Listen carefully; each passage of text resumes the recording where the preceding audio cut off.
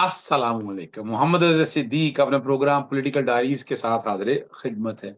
वो मरियम सफदर आज बड़ी बातें कर रही थी कि मैरिड मैरिड जरा, अब बहुत सी चीजें तो मुझे पता है, आज जरा कुछ थोड़ी बहुत चीजें तो मैं आपके सामने रखूंगा, आज बताऊंगा मैं आपके सामने।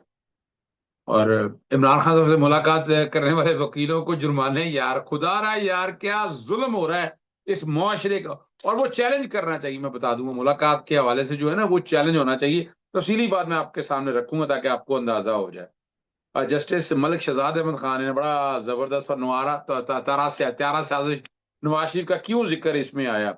और वैसे तो मेरे भाई अहमद नूरानी ने उस टैक्सटी एस्टेब्लिशमेंट नवीन अवान साहब के हवाले से लिखा कि जो ओगरा के चेयरमैन बने बैठ जनाबे आलम, मैंने एक पहले मैंने भेजा था और एक मैंने दोबारा भी रिमाइंडर भेजा, और मैं चैलेंज करने लगा हूं इनकी तैनाती के हवाले से।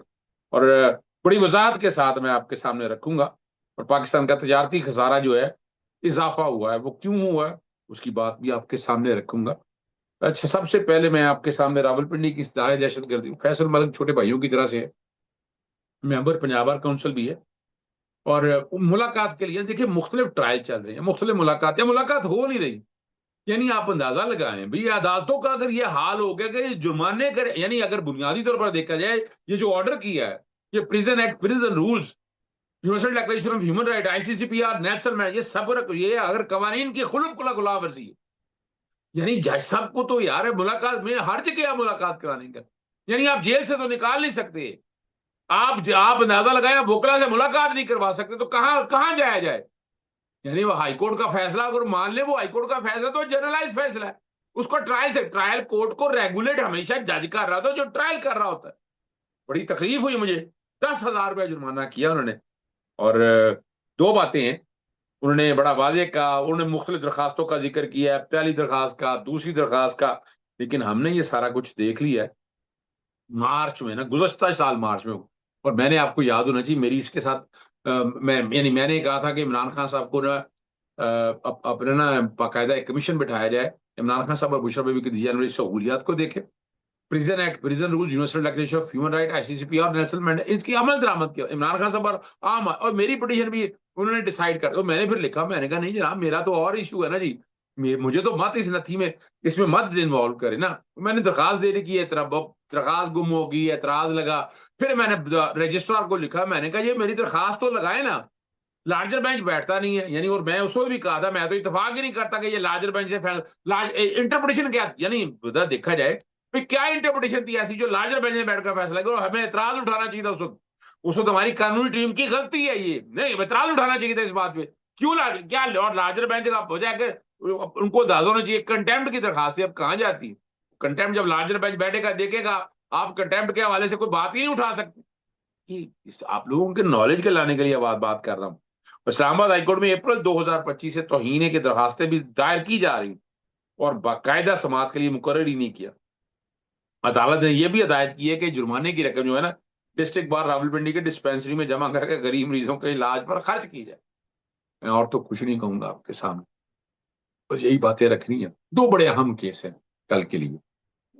एक तो सेक्शन 215 जो आईने पाकिस्तान 1973 से मुतसादम है, आर्टिकल 17 से। जस्टिस अहमद नदीम अरशद साहब के पास ये लगा है, और कल उनके सामने मैं पेश हूंगा, मैं कोशिश करूंगा कि उनकी मुआवनत कर सकूं।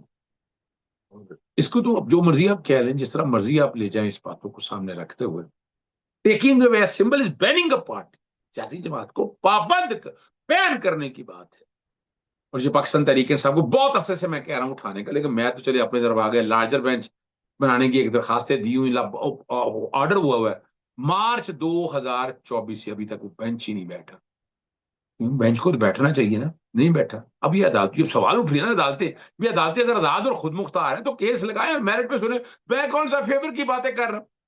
ये अल्टीमेटली मैंने केस दायर किया था और केस लगा, और अब उस मामले को मैं लेकर चल रहा हूँ अदालत के सामने। और जस्टिस अहमद नदीम अरशद साहब, सलमान रियाज की तरफ से ये दरखास्त दायर की गई है, उसकी समाअत करेंगे, सुनेंगे। और मैं, और बड़ा वाजे तौर पर जो छोटा सा क्वेश्चन उठाया हुआ है ना अदालत ने, उसमें जजमेंट का भी जिक्र है, ठीक है ना जी, उस जजमेंट का भी जिक्र है।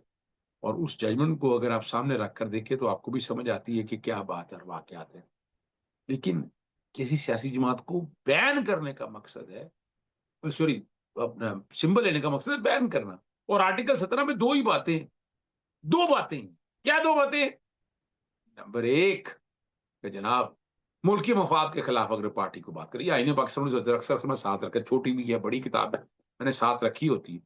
या अगर कोई मुल्क की सालमियत के, और दूसरा ये है कि पैसा बाहर से लेके मुल्क की जड़ें खोखली कर रही है, ऐसे हवाले से वो प्रॉफिट यानी फॉरेन फंडिंग के हवाले से, इसके अलावा और कोई तीसरी राय है ही नहीं यहाँ पर।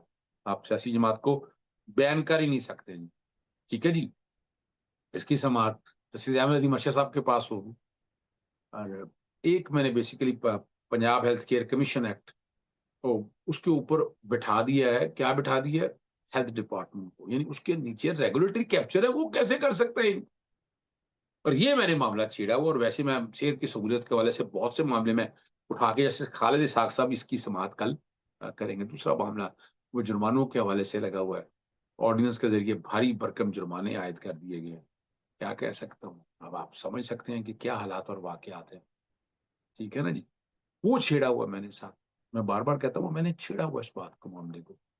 और कोशिश मेरी यही होती है कि आइन और कानून की पासदारी हो। यहाँ यहाँ अरबों रुपया जुर्माना वसूल किया जा रहा है, अखबारों में खबरें आई हैं जनाब, मैं तो बात कोई नहीं कर रहा, लाया ना डाटा पूरा सारा, यानी किस तरह जुर्माना वसूल किया जा रहा है।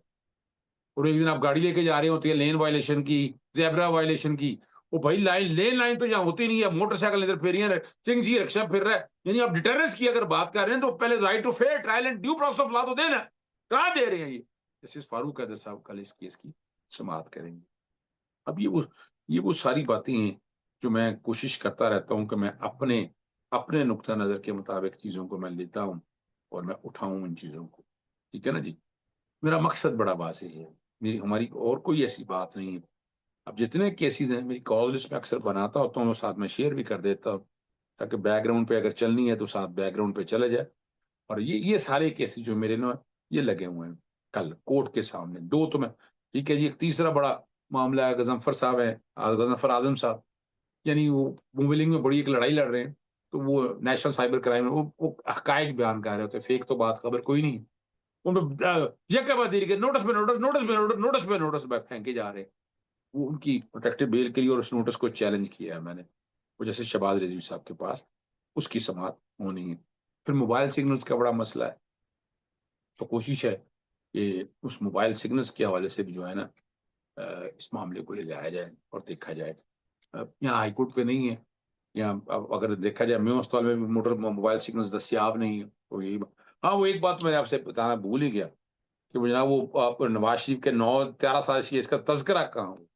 कि जस्टिस मलिक शहजाद अहमद खान की सरबराही में दो रुकनी बेंच ने खैबर पख्तूनख्वा में नाजायज ताल्लुकात उस्तवार करने वाले जोड़े को कत्ल से कबल रस्सियों से बांध बांध मुलजमान के हवाले करने वाले पुलिस एहलकार तंजीर उल्लाह की दरखास्त जमानत कबल बाद गिरफ्तारी मंजूर करते हुए मतहत अदालतों के फैसले को रद्द कर दिया।